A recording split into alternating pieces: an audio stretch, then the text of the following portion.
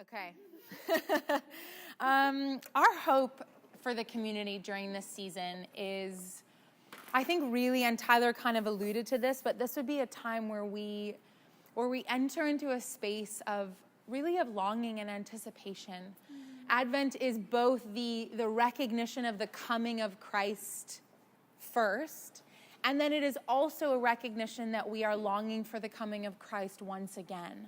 And we live between those two kind of polar points, if you will. And Advent is a time to both reflect and to anticipate. And so we're going to do that together by basing ourselves in the book of Isaiah, which I'm really excited about for a couple reasons. I think Isaiah is one of those books that lives in the tension, the pain of this world, as well as the promise of something better.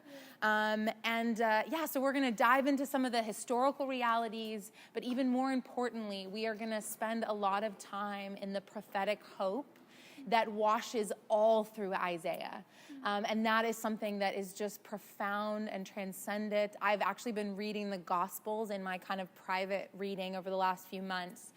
And I've been saved my whole life. I made a commitment later, but I've grown up in the church. And I have to say, I have been so struck once again by the reality of Jesus.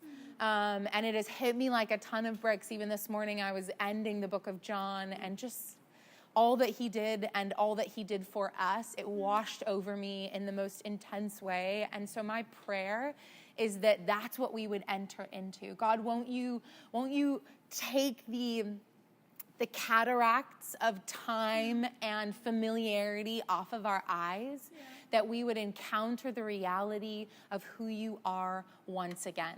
Sound good? Okay, so I'm going to set a little bit of since I'm week 1, I want to set a little bit of the historical scene, what's taking place, and why Isaiah in particular. Isaiah, if you're going to be reading it along with us, is a prophetic book. And the reason prophetic books can be tough to read is, one, it's ancient Hebrew poetry, which is hard. It is mixed in with this narrative context that we don't really understand unless you've kind of done some biblical research. And it's heavily contextualized in terms of the time, in terms of the people he's speaking about, also in terms of the cultural moment for Israel in particular at the time. And the writer assumes that we know all of that going into it, right? So if you were reading a book on the Civil War and you grew up here, the writer would be it'd be a fair game to assume that most people would know at least what the Civil War was on base terms, or who Abraham Lincoln is. But we get to Isaiah and he talks about King Hezekiah, and he's like, King Hezekiah, and we have absolutely no idea. And so there's all of these things taking place and all of these events that have led up to a pretty tragic narrative, a pretty intense demise of the Israelite kingdoms. And there's two at the time of Isaiah. There's Ephraim, or also called Israel, and then there's Judah. And so Isaiah is going to be referencing both of these kingdoms and the fall of them together. He's documenting as well as prophesying what is taking place. And so in order to kind of get the full scope, I'm going to go back just a little bit further than Isaiah. Don't laugh. I'm going to go back to Genesis 12. I know it seems really far, but it will help in terms of the narrative trajectory of the story. So Genesis 12, anyone for 10 points want to guess what happens? I genuinely was like, no one's going to guess. And then why would I ask the question? Genesis 12, when preachers do that and you're like, are we supposed to shout it out? Genesis 12 is the moment where God calls Abraham, okay? God calls him, he says, I'm going to make you a great nation, and I'm going to do that so that you will mediate divine blessing to all other nations. That's what God says over Abraham. Now that takes a little bit longer, right? Abraham only late in life has a son. That son has 2 sons, then the 12. Then the Israelites are enslaved in Egypt. So it feels like for a season, that promise of God, that favor of God has been forgotten. But then what happens? God delivers the people of Israel, and in Exodus, he leads them out, he takes them to Mount Sinai, and once again, he speaks over them the covenant narrative. This is who you are. This is who I've called you to be. So that, all of this is so that God, they would become God's priestly representatives to all other nations. Same call, same covenant, priests who have been set apart as holy, as righteous, as the embodiment of God's goodness in the world. Now, if you know anything about the Bible, sadly, what we know happens is we watch the line of Abraham, and this covenant narrative slowly begin to fade out on the part of Israel. God raises up men and women, judges. He raises up leaders. He raises up kings. Even David, the man after God's own heart, commits adultery and then murder. And from that Davidic line follows brokenness and an inability to hold to the call that God had spoken over them. And so we see a slow and steady disobedience on behalf of the Israelite people. Now, by the time we get to the book of Isaiah, okay, the Davidic rulers are being characterized by Isaiah, but therefore the word of God, as murderers and thieves. About as far from the covenant call as you can imagine. And so those people who were meant to be the mediators of divine blessing have been given to idolatry, greed, sexual immorality. They've started sacrificing children to foreign gods. They don't care for the poor, the alien, or the widow. And all of the beautiful, good, blessed things that God gave to them and said, I want you to be ambassadors of this in the world, they have forsaken them. And so Isaiah 1 begins like this. Verse 2, it says, Hear, O heavens, listen, O earth, for the Lord has spoken. I reared children and brought them up, but they have rebelled against me. The ox knows its master, the donkey his owner, but Israel does not know. My people do not understand. It's quite a far cry from Genesis 12. You will be mine and I will be yours. And through this relationship, divine blessing will descend on the earth. And so Israel is turned away from God. They've rebelled against the covenant and their Redeemer. And because of this, the kingdoms of Israel will fall. And God promises to purify Israel through the coming act of divine judgment. This is where Isaiah begins. It is the worst of the times in kind of the history of Israel. Practically, the Assyrians are invading from the north into the northern kingdoms. The Babylonians are going to come up from the south. And Isaiah is speaking about and prophesying the downfall of his home, of his nation. And it is in the midst of this that we're going to begin our reading this evening. So if you have your Bibles, turn to Isaiah 8. We're going to read right at the end of 8 and into 9.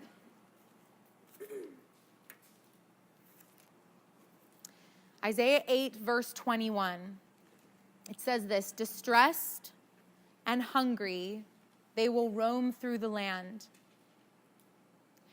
When they are famished, they will become enraged, and looking upward, they will curse their king and their God. Then they will look towards the earth and see only distress and darkness and fearful gloom, and they will be thrust into utter darkness. Now pause there for a second.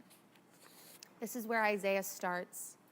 The people of Israel are starving, angry, broken down. I was reading through the passage again, and he talks about people killing their own children because they are so starving.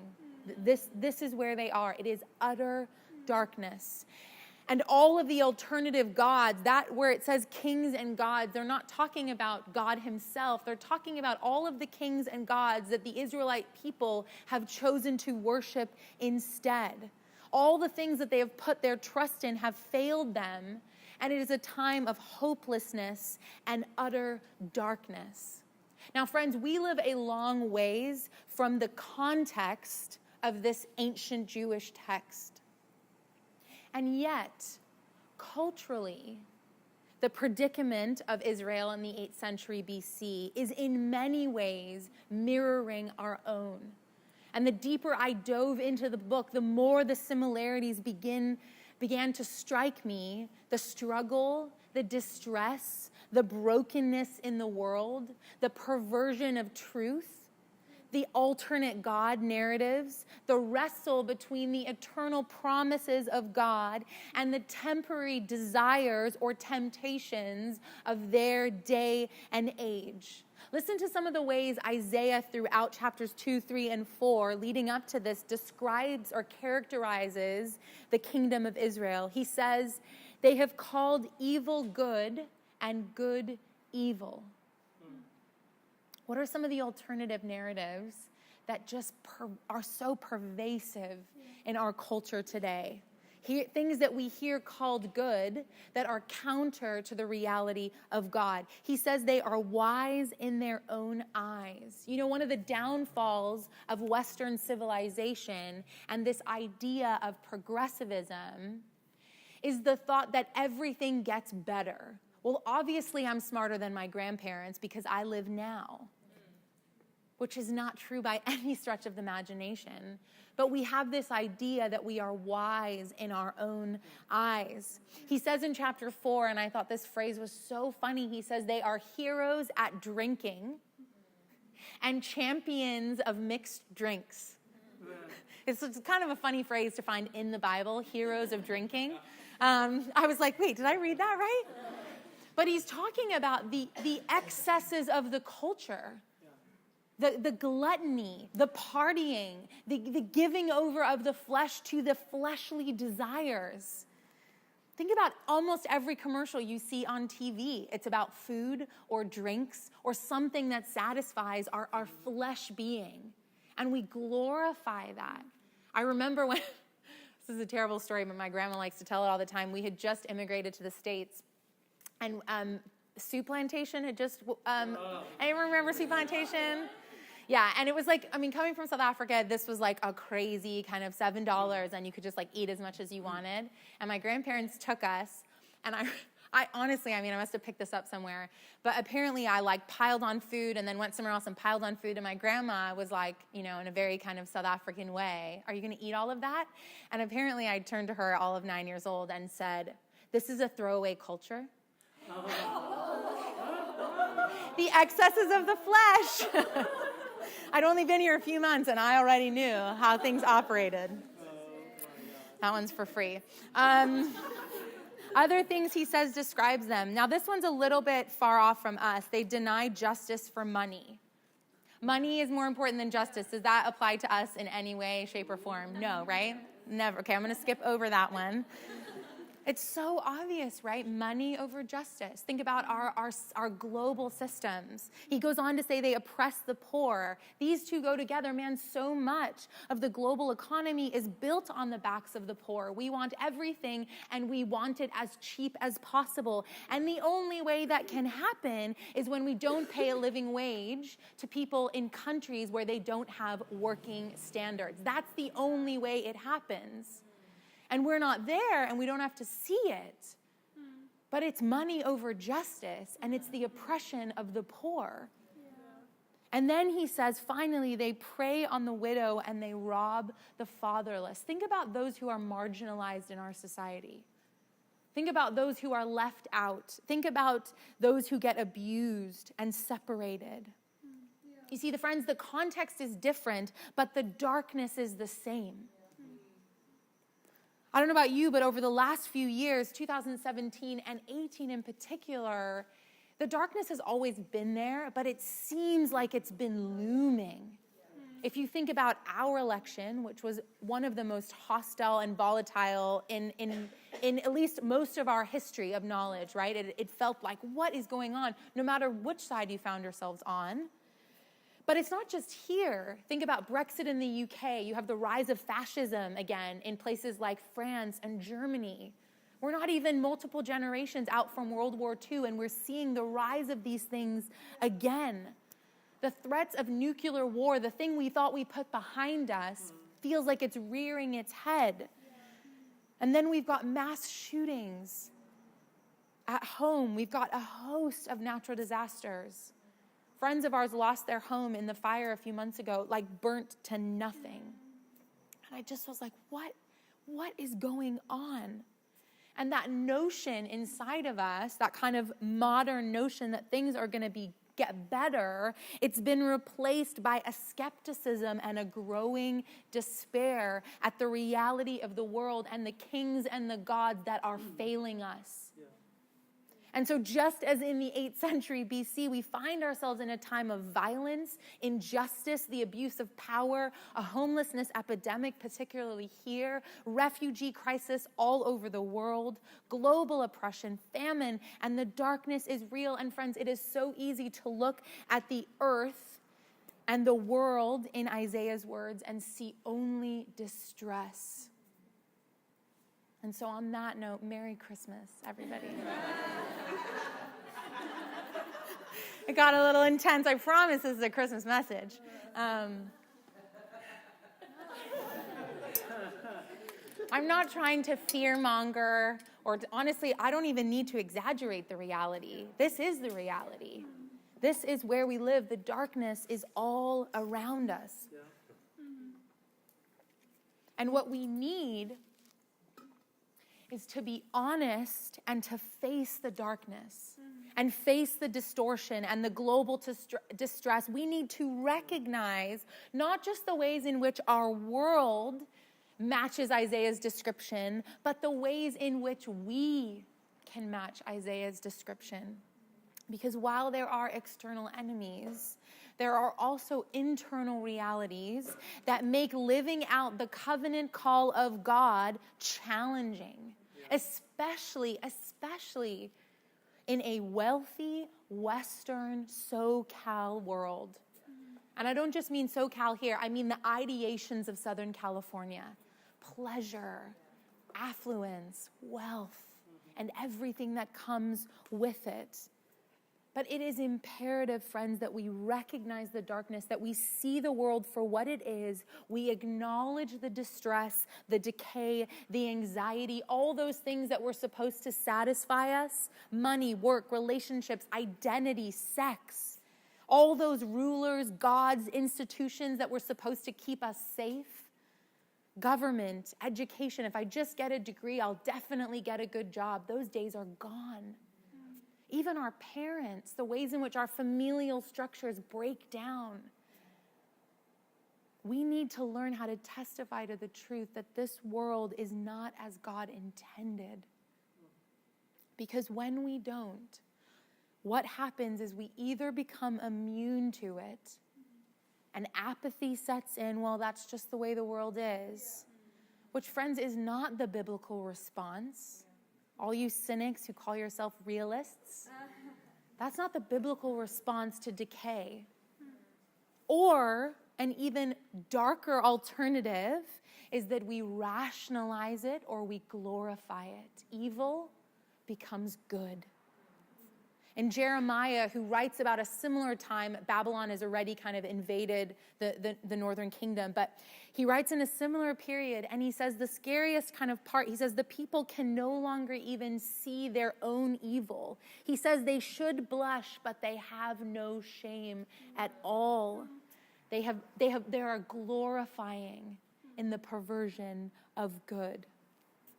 One of the devastating ramifications of calling evil good is that we lose sight of the divine.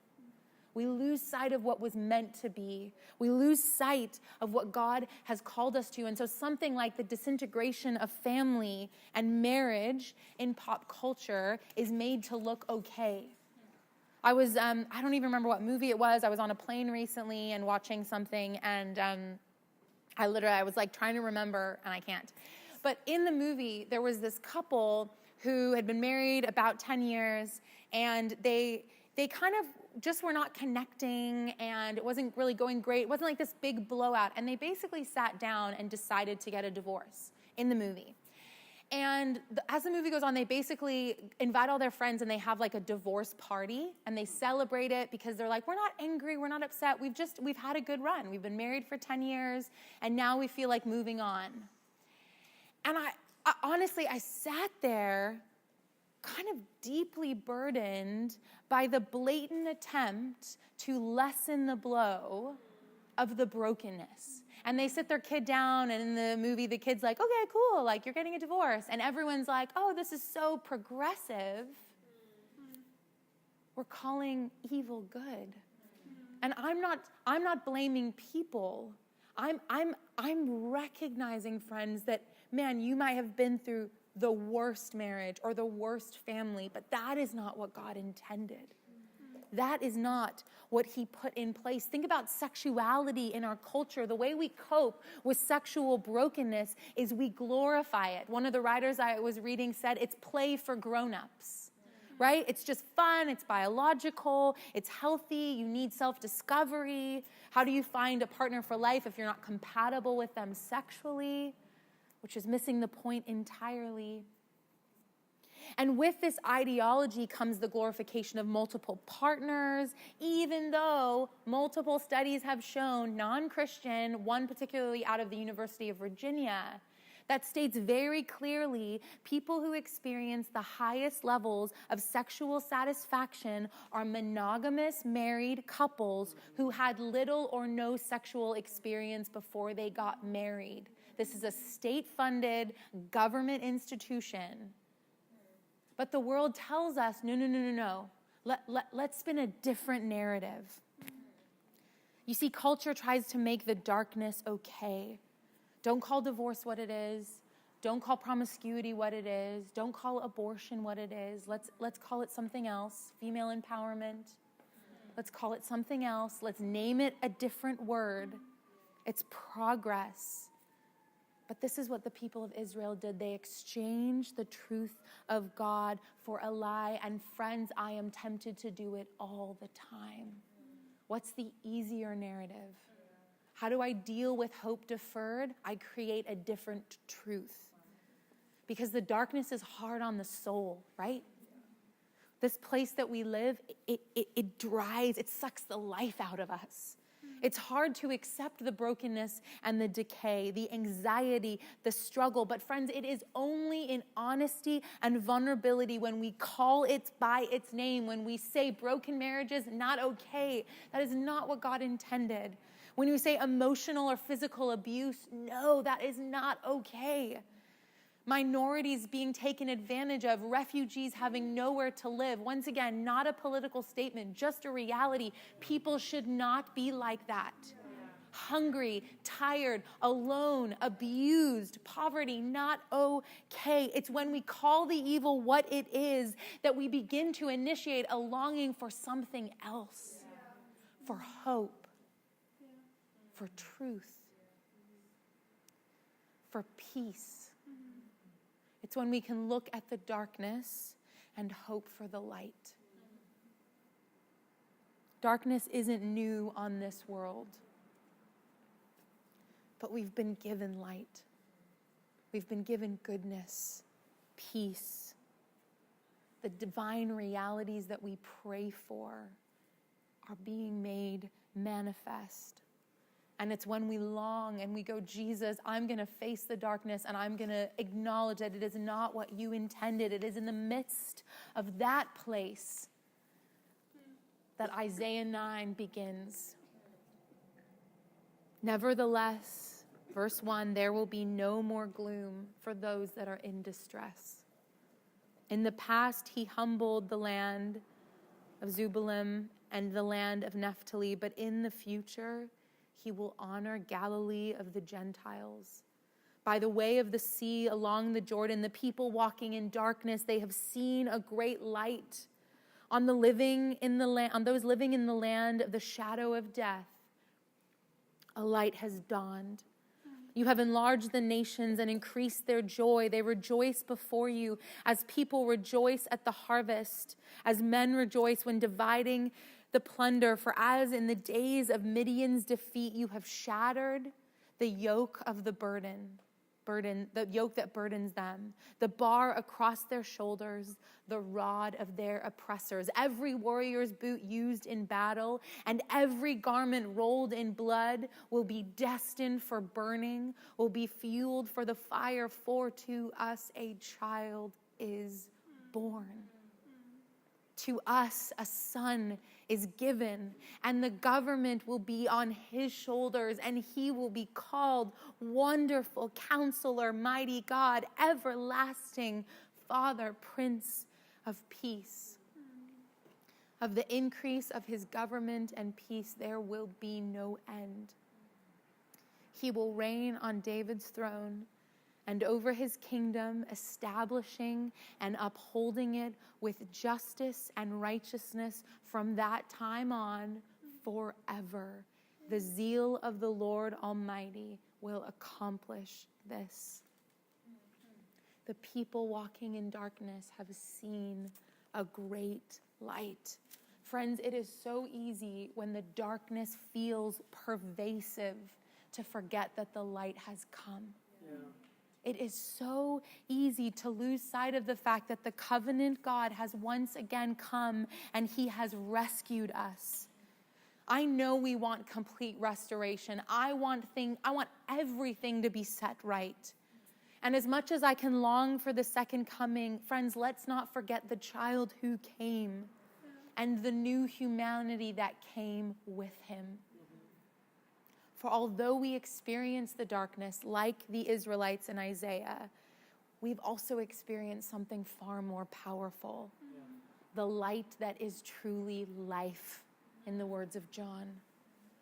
Israel longed for that hope we now can live in.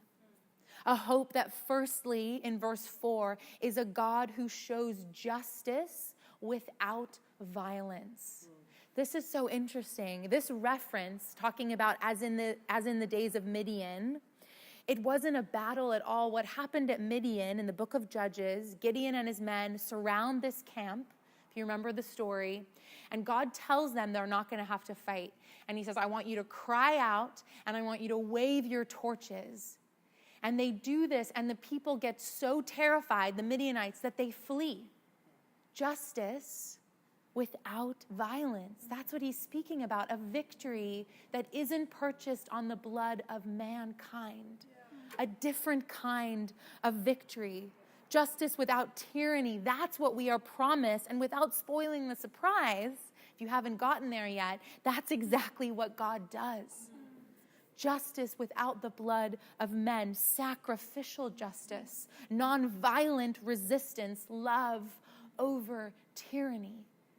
Secondly, he promises that where there is true justice without violence, there is also peace. It says the boots of the trampling warrior and the garments rolled in blood will be burned in the fire. War and the memory of it, all war, emotional, physical, anything dark, he says, and the memory of it will be turned to ash. Peace that will truly wipe away every tear. Friends, all anxiety, distress, hunger, whether that's physical or spiritual or both in many parts of the world. All things that rob us of peace, all decay, every disappointment, the wars within and the wars without. That is the promise. That is the darkness that the child was born into to wipe away. Now, friends, you and I who live between death and resurrection, who live in the space between the kingdoms of light and the kingdoms of darkness, we are called into something very specific. As with Abraham, as with the people of Israel. N.T. Wright says this, we are entrusted with a mission, not simply to save a few souls from the wreck of this world, since God so loved the world and has promised to redeem it, nor simply to tinker with the world's own systems, merely to do things a bit different here or there. No, rather, by prayer and courage and holiness and hard work, and it will be hard work, We are called to discover the ways in which today and tomorrow we can seek justice without violence, and we can make and maintain peace without tyranny. And the world sneers and says it can't be done. But nevertheless, when there was darkness and those of us who were in trouble, the light came. And this evening, our choice is simple: darkness or light. Both are before us now. I don't want to disregard the fact that we live in the space between. There's no denying it. But friends, we have a choice: the Prince of Peace or the Father of Lies. We have a choice between the wonderful counselor or the cultural commentary that is contrary to the wonderful counselor. We have a God who shows his might and can heal and can work and can transform our lives. Or we have decay and distress.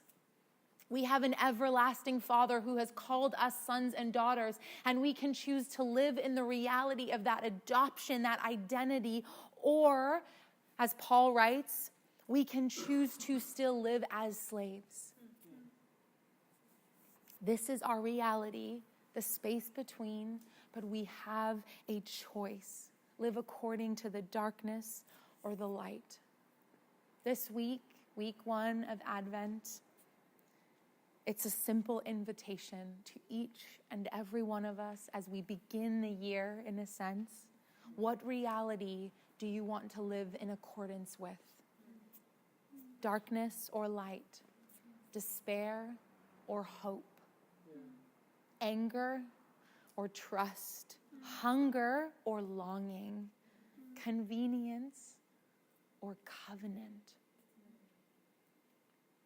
Will we choose the King and his kingdom? Will we choose a God who always shows up? Friends, he always shows up. Maybe not in our timing. You know, there were 700 years between the exile of Israel and the birth of Jesus. 700 years. That's a long time.